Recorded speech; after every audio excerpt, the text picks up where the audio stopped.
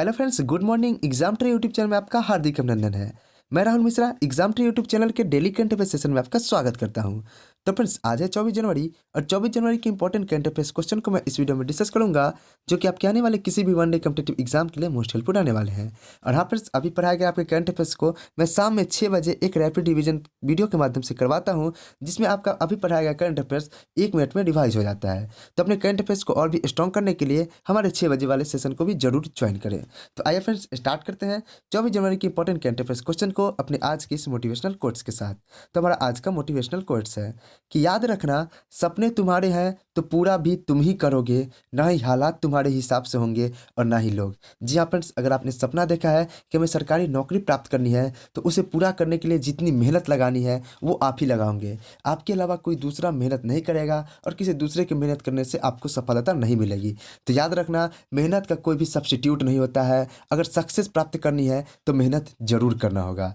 और फ्रेंड्स, व्यक्ति का हालात उसके हिसाब से कभी नहीं चल सकता है। हालात तो विपरीत होंगे ही, लेकिन जो विपरीत परिस्थितियों में मेहनत करता है वही निखर जाता है, उसे ही सफलता प्राप्त होती है। तो आइए फ्रेंड्स, स्टार्ट करते हैं अपने आज की करंट अफेयर सेशन को। तो मेहनत हमेशा करते रहना है और करंट अफेयर्स मेरे साथ हमेशा पढ़ते रहना है।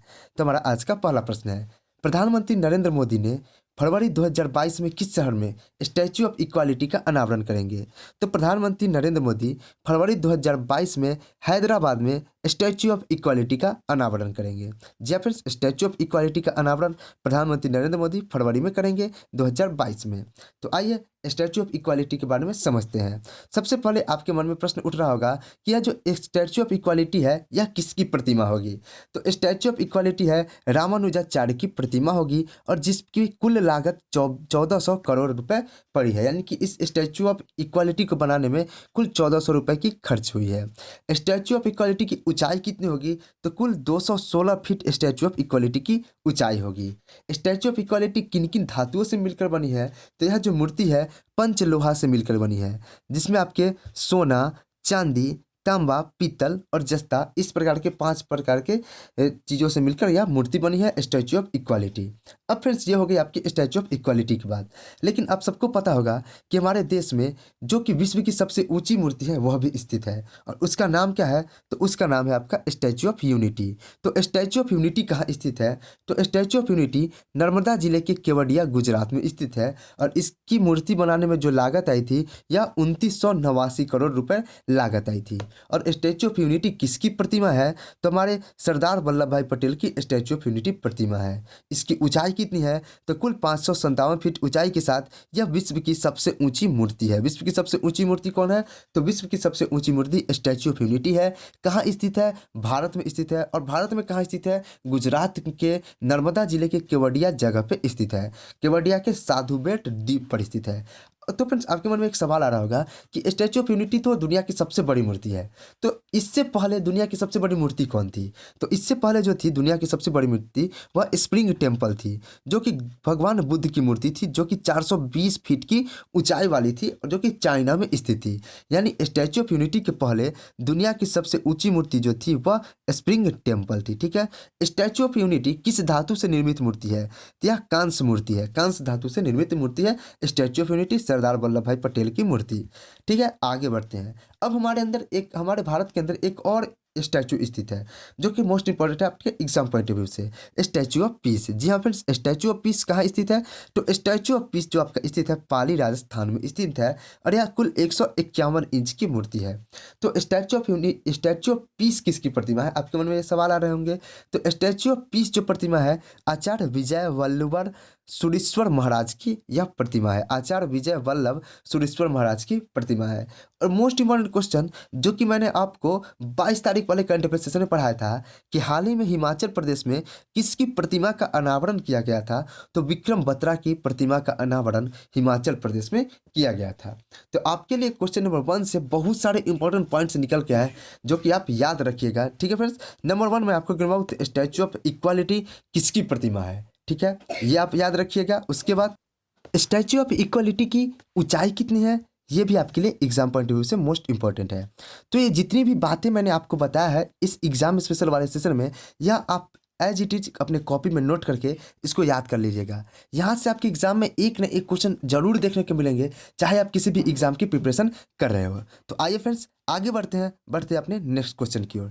तो हाँ फ्रेंड्स, ये हो गया क्वेश्चन नंबर 1 और उसके रिगार्डिंग इंपॉर्टेंट फैक्ट्स। अगर फ्रेंड्स हमको हमारा सेशन पसंद आता है तो हमारे इस वीडियो को लाइक, चैनल को सब्सक्राइब और वीडियो को एक शेयर जरूर कर दीजिएगा। तो आइए फ्रेंड्स देखते हैं क्वेश्चन नंबर 2 को।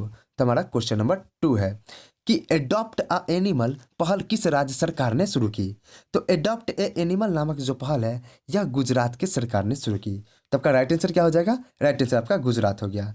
आपको मैं बता दूं कि गुजरात के एक एनजीओ ने जानवरों को गोद लेने के लिए एक पहल शुरू की जिसका नाम दिया adopt a animal.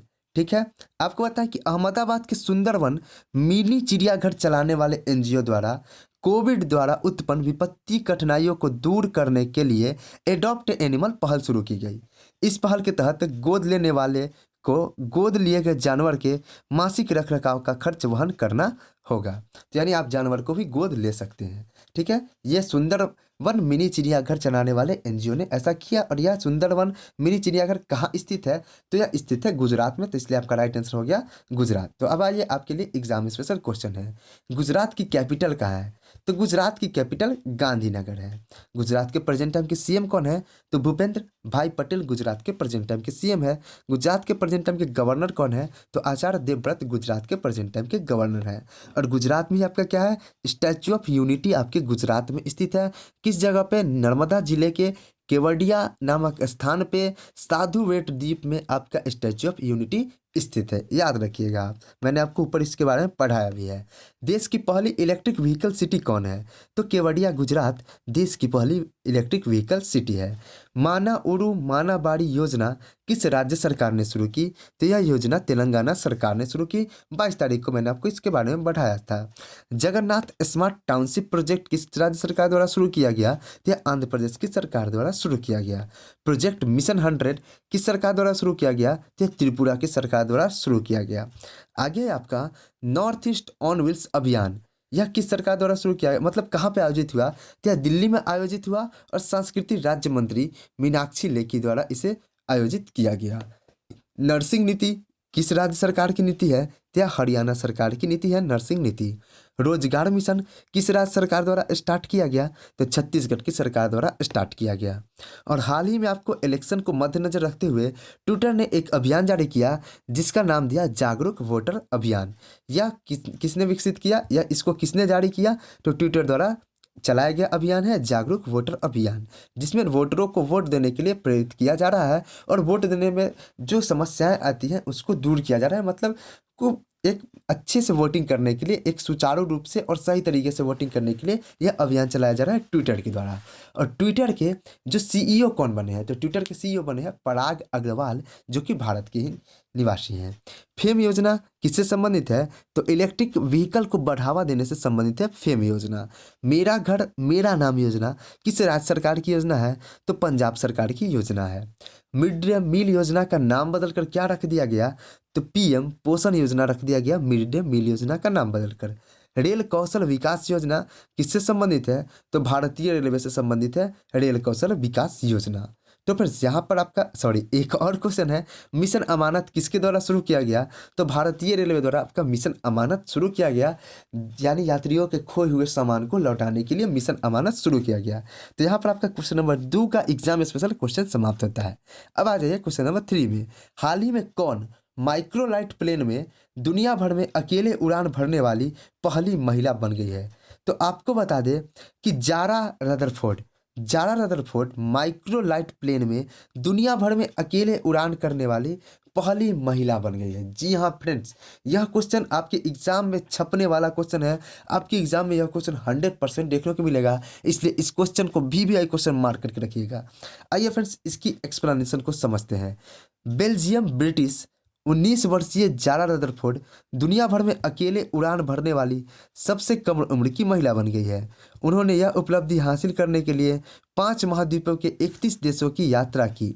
Rutherford microlight plane में दुनिया भर में अकेले उड़ान भरने वाली पहली महिला बन गई है। वह हवाई मार्ग से अकेले ग्लोब की परिक्रमा करने वाले भी पहली बेल्जियम है।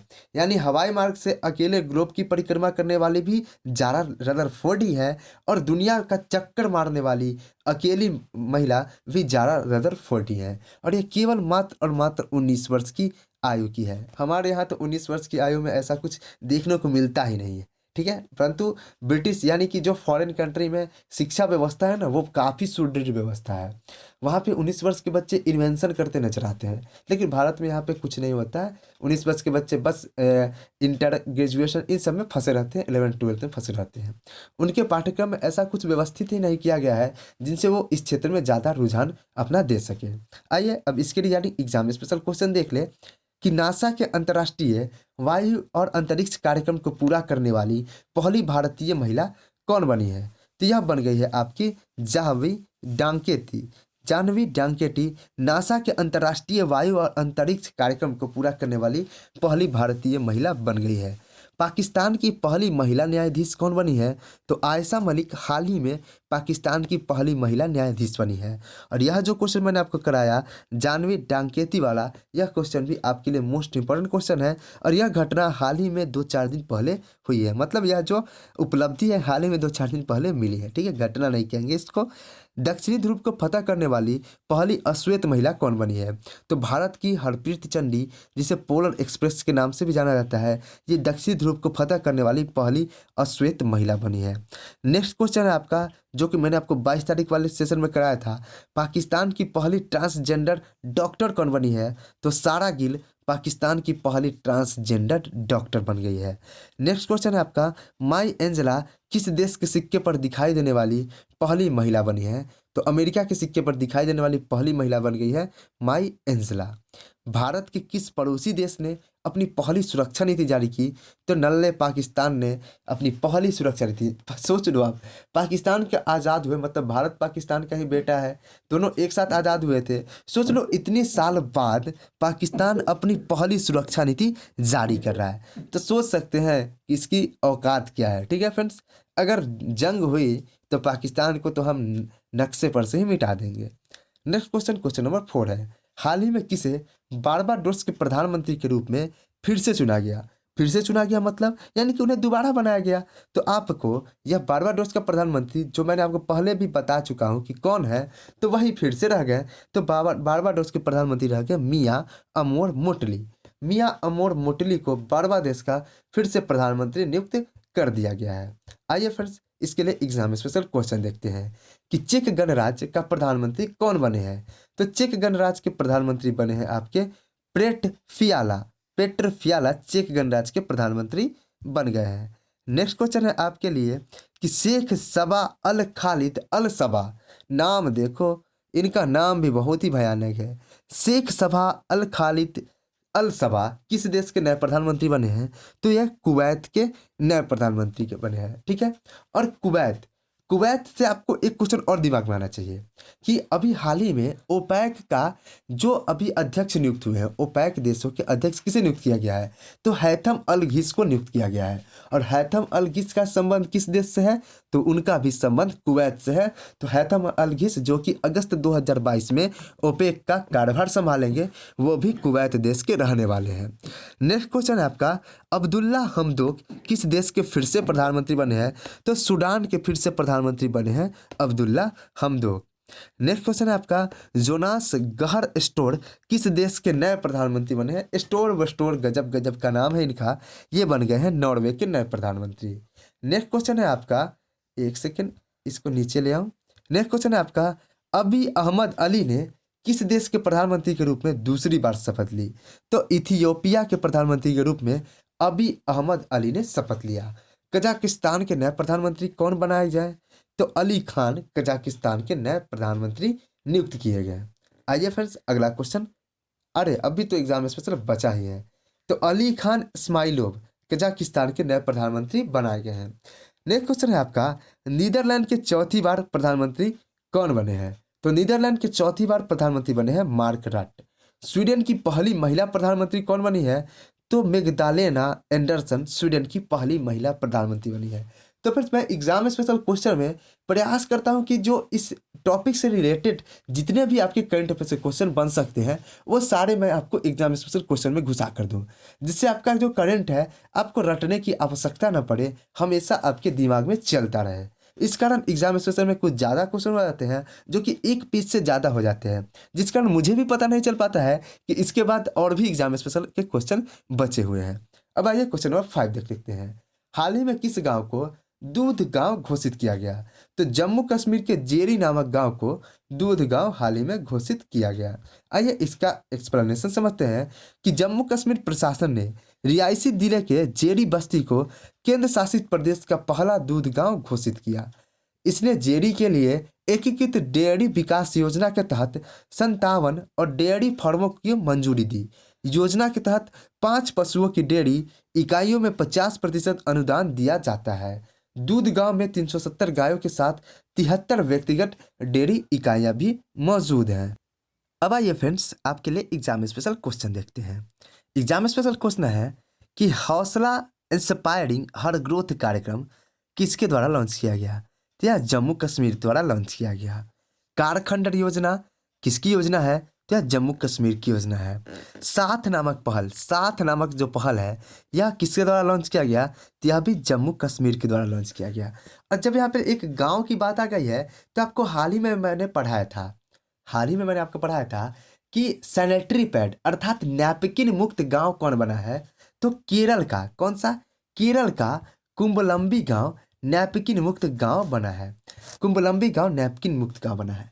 और एक और आपके लिए यह क्वेश्चन याद रखने लायक है, इस क्वेश्चन से रिलेट करता है कि भारत का विवाह मुक्त जिला कौन सा बना है?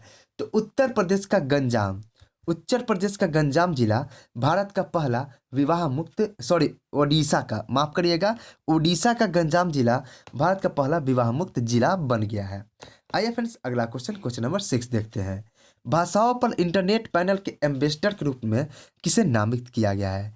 तो भाषाओं पर इंटरनेट पैनल के एम्बेसडर के रूप में विजय शेखर को नामित किया गया है। तो आपका राइट आंसर ऑप्शन नंबर 2 हो जाएगा। आपके लिए एग्जाम स्पेशल क्वेश्चन है कि ईज माई ट्रिप का ब्रांड एम्बेसडर किसे बनाया गया है? तो ईज माई ट्रिप का ब्रांड एम्बेसडर विजय राज वरुण शर्मा को बनाया गया है। तो विजय राज एवं वरुण शर्मा दोनों एक्टर हैं, इन्हें easemytrip.com का ब्रांड एम्बेसडर बनाया गया है। बैंक ऑफ बड़ौदा का ब्रांड एम्बेसडर किसे बनाया गया है?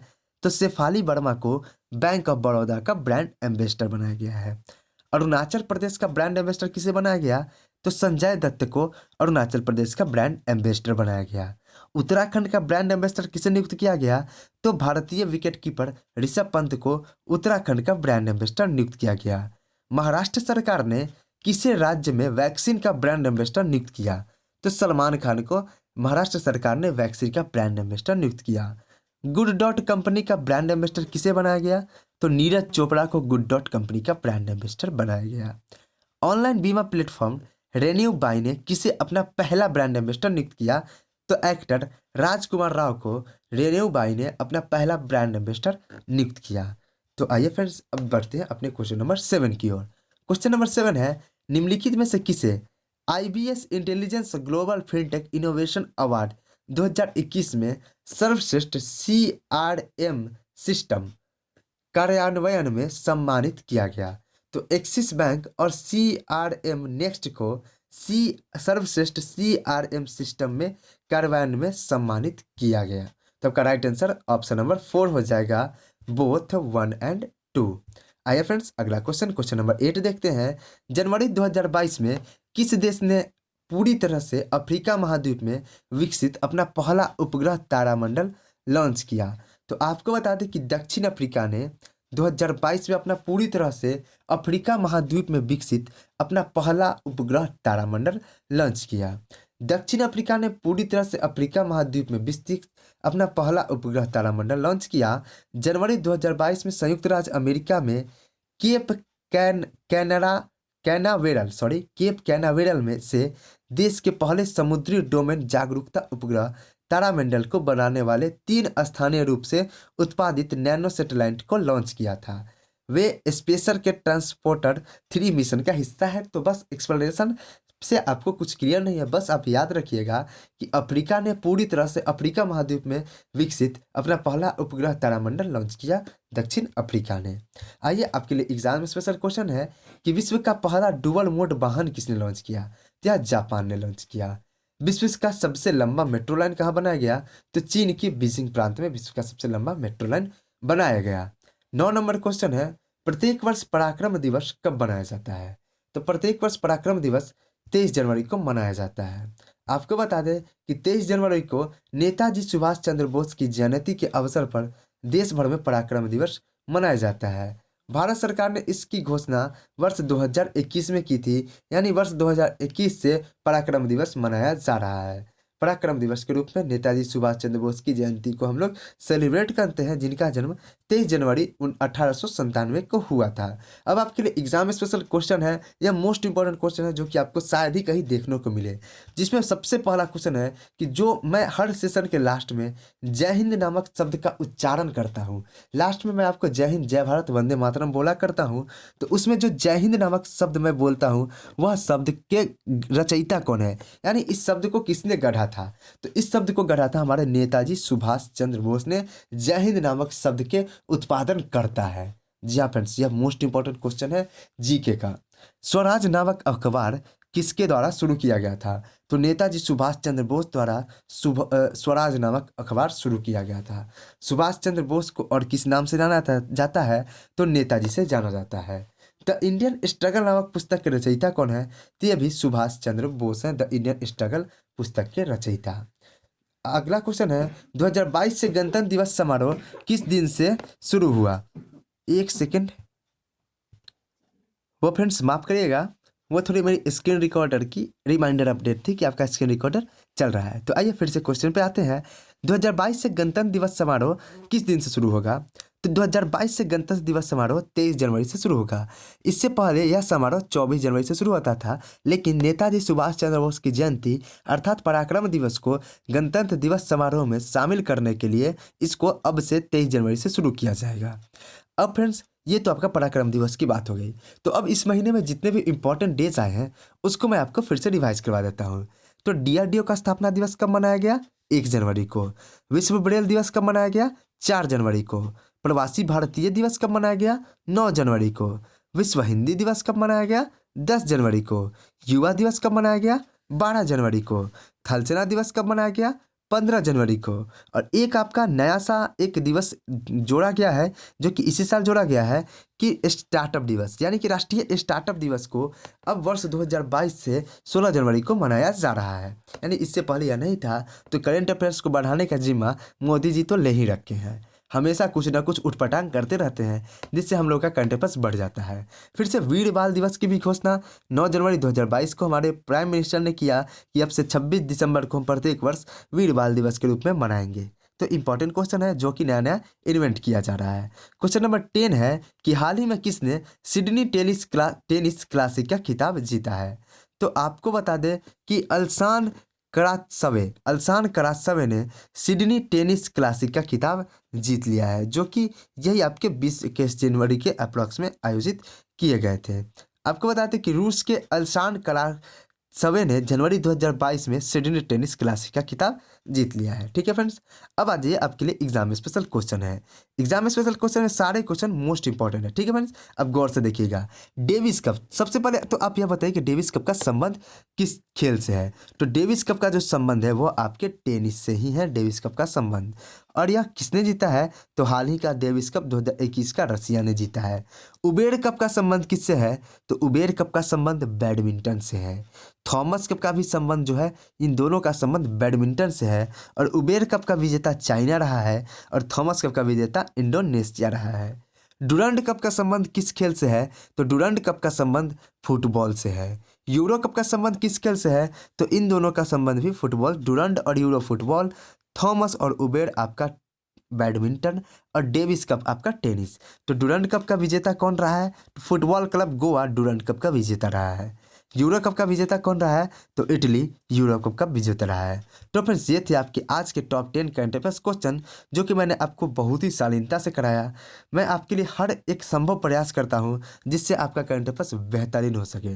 तो आपका काम है पूरे सेशन को एंड तक ज्वाइन करना और अपने मित्रों में शेयर करके बताना कि करंट अफेयर्स इससे अच्छे से पढ़ाया नहीं जा सकता है। तो बेहतरीन तरीके से यहाँ पे करंट अफेयर्स पढ़ाया जा रहा है। आप यहाँ पे जुड़िए और अच्छे से स्टडी करिए। तो आइए फ्रेंड्स, इस सेशन को यहीं एंड करते हैं। मिलते हैं फिर कल के करंट अफेयर सेशन के साथ और 6 बजे अपने करंट अफेयर्स के रिवीजन के साथ। तब तक के लिए जय हिंद, जय भारत, वंदे मातरम।